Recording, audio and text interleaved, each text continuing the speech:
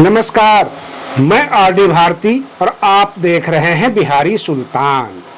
बिहार में बसपा का विरोध और विरोध करने वाले जो दल हैं उनकी क्या ताकत है बिहार में, वो बिहार को समझ नहीं पा रहे हैं। उत्तर प्रदेश के नेता जो बिहार में आकर बसपा का विरोध कर रहे हैं, वो बिहार के जनमानस, यहाँ की भावनाओं को नहीं समझ पा रहे हैं।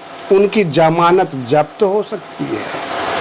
अगर आप हमारे चैनल पर आ ही गए हैं तो 5 मिनट रुककर यह देख लीजिए कि बसपा की बढ़ती हुई जनाधार, बढ़ती हुई ताकत से कौन कौन से लोग बौखलाए हैं और क्या क्या विरोध हो रहा है। उनको चाहिए फुटेज, उनको चाहिए लोगों का अट्रैक्शन, अटेंशन, लेकिन ऐसा नहीं होने वाला है क्योंकि बिहार में बसपा काफी मजबूती से आगे बढ़ रही है, लोगों को जोड़ रही है और लोग जुड़ भी रहे हैं।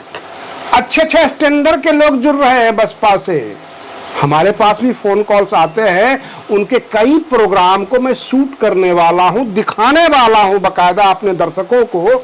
लेकिन बसपा का इतना विरोध, और वह भी उत्तर प्रदेश से आकर, दिल्ली से आकर जो नेता करते हैं, हमें उनके ऊपर हंसी आती है। सबसे पहले मैं आपको बता दूं कि अगर आप हमारे चैनल पर आर्थिक सहयोग कर रहे हैं तो हमने फोन पे नंबर लगा दिया है, QR कोड भी लगा दिया है। चैनल को आपके सपोर्ट की अति आवश्यकता है, इसलिए बढ़ चढ़कर हिस्सा लें। और मैं बता रहा हूं, डॉक्टर उदित राज जो कांग्रेस के नेता हैं, चमचा युग के ऊपर वो लोगों को ज्ञान दे रहे थे।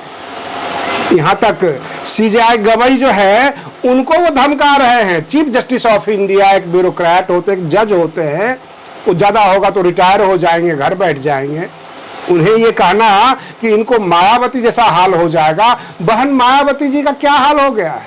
4 बार की मुख्यमंत्री हैं, एक राष्ट्रीय पार्टी की वो राष्ट्रीय अध्यक्ष है। जिसको चाहती है वो अपने पार्टी में लेती है, जिसको चाहती है वो बाहर कर देती है। अब इससे ज्यादा ठसक और क्या चाहिए। रही बात ये, बहन मायावती जी का मुकाबला बहुत कम लोग कर सकते हैं, ना के बराबर है। पूरे देश की बात कर रहा हूं। उनकी एक ऑफिशियल ट्वीट के ऊपर सरकार सीरियस हो जाती है, सरकार काफी गंभीर हो जाती है। पिछले दिनों यानी कल परसों की जो घटना है, बिहार में भाजपा ने बंद कराया, महिलाओं का अपमान किया, बच्चों का अपमान किया, बच्चों की शिक्षा में रुकावट डाली। और नीतीश कुमार जो बिहार के मुख्यमंत्री हैं, उस बंद से अपने आप को अलग कर लिया। रही बात ये, सरकार तो नीतीश सरकार ही है, पुलिस तो नीतीश की है। लोग तो यही कहेंगे कि नीतीश की पुलिस खरी थी और भाजपा वाले गुंडागर्दी कर रहे थे। लोग यही कर रहे हैं। चलिए, मैं ये अलग टॉपिक है। मैं आपको बता दूं कि बहुजन समाज पार्टी के विरोध में कांग्रेस पार्टी और आजाद समाज पार्टी ताल ठोक रही है। मैं चुनाव से पहले बता रहा हूं, 100 सीट के ऊपर आजाद समाज पार्टी कैंडिडेट देने वाली है और 100 के 100 सीट पर उनकी जमानत भी जब्त होने वाली है, क्योंकि आजाद समाज पार्टी उत्तर प्रदेश के बहुजन समाज के लोगों को बरगला सकते हैं, बिहार के बहुजन समाज के लोगों को नहीं।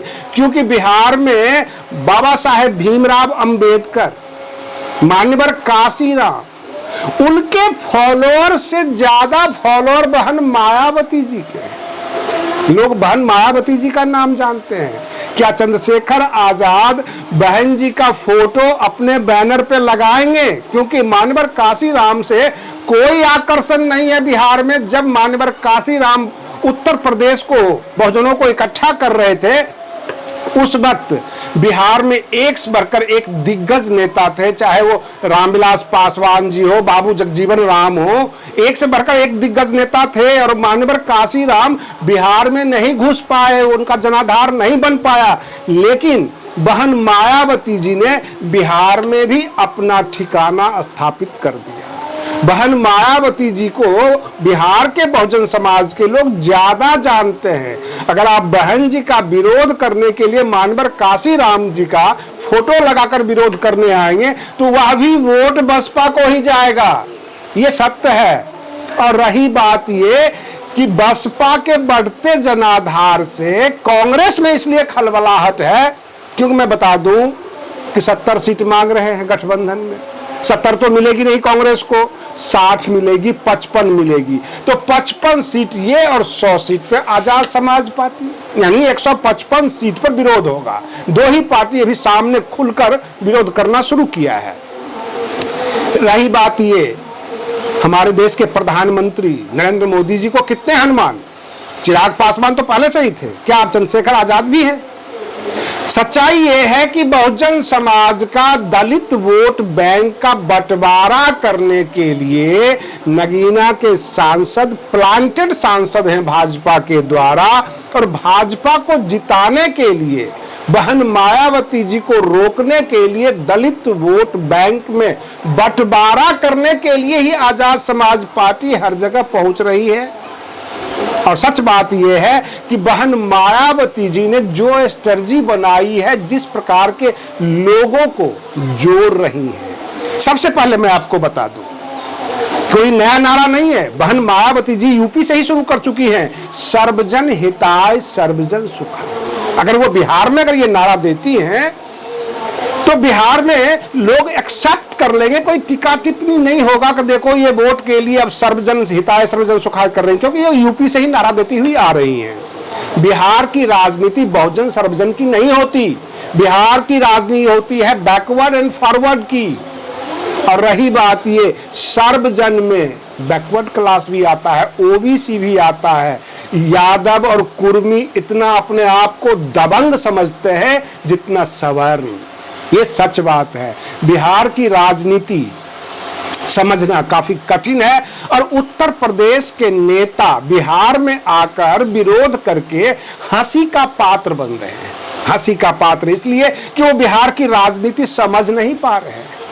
अब रही बात ये कि कांग्रेस का विरोध करना इसलिए लाजमी है कि उनके हाथ में भारत का संविधान होता है, वो SC ST OBC माइनॉरिटीज का जाप करते हैं।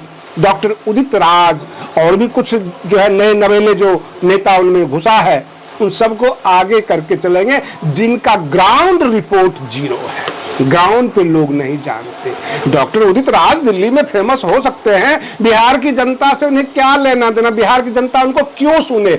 मल्लिकार्जुन खड़गे दलित हैं या नहीं हैं, बिहार की जनता को तो पता भी नहीं है। वो देश के राजनीति को भले ही समझा सकते हैं, मेरे पास SC ST भी है, लेकिन बिहार की जनता जो खेतों में है, जो सोशल मीडिया पे नहीं जुड़ा हुआ है, उनके खाली चारपाई यानी नंगी चारपाई पे बैठने की जो हिम्मत करेगा वो नेता उनका है।